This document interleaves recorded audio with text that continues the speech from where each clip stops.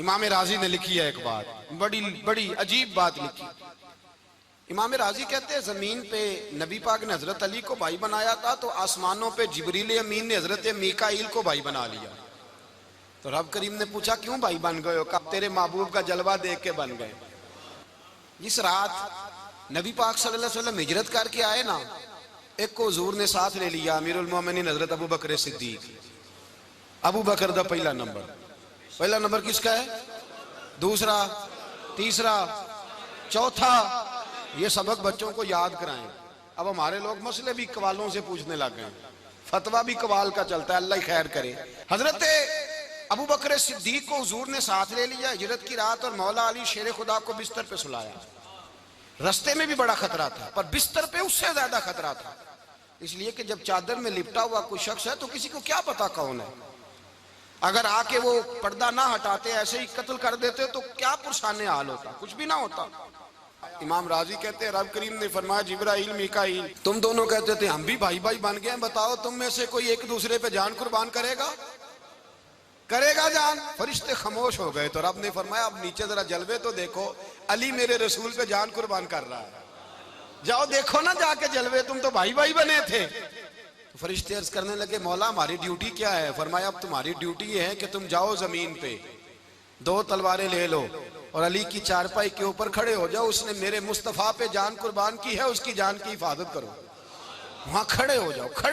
فرشتے بھی کرتے ہیں تعظیم میری، فدا ہو کہ ان پر یہ عزت ملی ہے۔ حضرت شیر خدا مولا علی ہر میدان میں اول، ہر جنگ میں پہل، السابقون السابقون اولئک المقربون۔ اللہ فرماتا ہے سبقت لینے والے سبقت لے گئے، آگے گزرنے والے آگے گزر گئے، اور یہی لوگ ہیں جنہیں رب کا قرب نصیب ہوا۔ حضرت علی نے مکان نہیں بنایا، ساری زندگی مکان نہیں بنایا، کوئی کاروبار نہیں کیا ساری عمر۔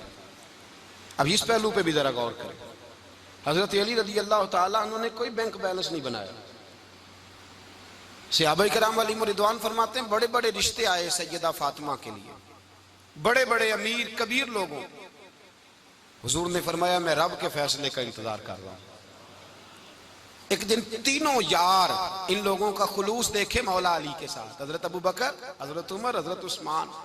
حضرت علی ایک یہودی کے باغ میں مزدوری کر رہے تھے تو وہاں گئے اور جا کے کہا علی تو حضور سے سیدہ فاطمہ کا رشتہ کیوں نہیں طلب کرتا؟ تو حضرت علی کہنے لگے بھائیو نہ مکان ہے، نہ گھر ہے، نہ کچھ ہے، رشتہ کیسے مانگ لوں؟ کہا تو جا تو صحیح، ہمیں تو لگتا ہے رسول پاک تیرا انتظار کر رہے ہیں۔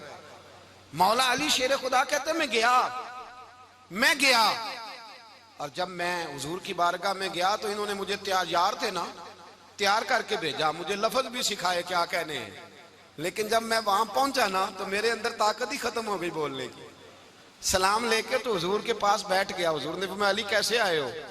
تو میں خاموش۔ پھر پوچھا کیسے آئے ہو؟ میں خاموش۔ پھر پوچھا کیسے آئے ہو؟ میں خاموش۔ کہتے ہیں دلوں کا حال جاننے والے رسول نے فرمایا علی فاطمہ کے لیے آئے ہو؟ فاطمہ کے لیے آئے ہو؟ تو حضرت علی کہتے ہیں میرا جواب بڑا نرالا ہے۔ میں نے کہا حضور وہ تینوں میرے پاس باغ میں گئے تھے، مجھے انہوں نے بھیجا ہے۔ کہتے ہیں رسول پاک مسکرا دیے، فرمایا علی انہوں نے نہیں تجھے بھیجا، رب کریم نے فاطمہ کا تیرے ساتھ نکاح کر دیا ہے، تیرے لیے فیصلہ ہو گیا ہے، فاطمہ کا تیرے حق میں فیصلہ ہو گیا۔ حضرت علی سیدہ فاطمہ کو بیاہ کے لے گئے تو حضرت زید بن حارثہ کے مکان میں کوئی مکان نہیں۔ او بھائی تو دولت دیکھ کے بیٹی کی شادی کرتا ہے، سرمایہ دیکھ کے پھر دعا کراتا ہے، دعا کریں اللہ میرے داماد کو ہدایت دے دے۔ میرے رسول نے بیٹی کی شادی کی تقوی دیکھ کے، پرہیزگاری دیکھ کے، دینداری دیکھ کے اس شخص کو بیٹی دی جو السابقون السابقون کے درجے میں شامل، جو ان الذین آمنوا وعملوا الصالحات اولئک هم خیر البریہ کے درجے میں شامل، ان کو اپنی بیٹی دی۔ حضرت علی شیر خدا رضی اللہ تعالیٰ عنہ فرماتے ہیں کہ سیدہ فاطمہ الزہرا کو میں بیاہ کے لایا، سارے گھر کے کام حضرت فاطمہ نے کیے، میں مزدوری کرتا 2 گھنٹہ یا 1.5 گھنٹہ، زور سے عصر کے درمیان کام کرتے، 2 کلو کھجوریں ملی تو مولا علی نے اٹھا کے اپنی کمر پہ رکھی۔ باغ کا مالک کہنے لگا علی تھوڑا کام اور کر لو، فرمایا 2 کلو ہو گئیں بڑی ہیں، 1 کلو میرے بچے کھائیں گے، 1 کلو مدینے کے غریب بچے کھائیں گے۔ تو کہا علی کل کیا کرو گے؟ فرمایا کل جو رب زندگی دے گا وہ روزی بھی دے گا۔ تو بندہ مشورہ دینے لگا. مشورہ بھی ہوتا ہے نا قریب سے, مشوروں والے بھی بڑی خرابی کرتے ہیں اللہ ماشاءاللہ. کہا علی جائز پیسے تو کٹھے کر لینے چاہیے, کیا عرض ہے, جائز کٹھے کر لیں. تو شیر خدا نے ایک جملہ کہا پر شیروں جیسا کہہ دیا. حضرت علی فرمانے لگے مال حرام ہو تو عذاب ہوتا ہے, حلال ہو تو حساب ہوتا ہے. لہذا نہ میں عذاب والا کام کرتا ہوں نہ حساب والا کام کرتا ہوں, میں کٹھے ہی نہیں کرتا. نہ بندہ حساب کے چکر میں پڑے نہ عذاب کے چکر میں پڑے, میں اس رستے جاتا ہی نہیں.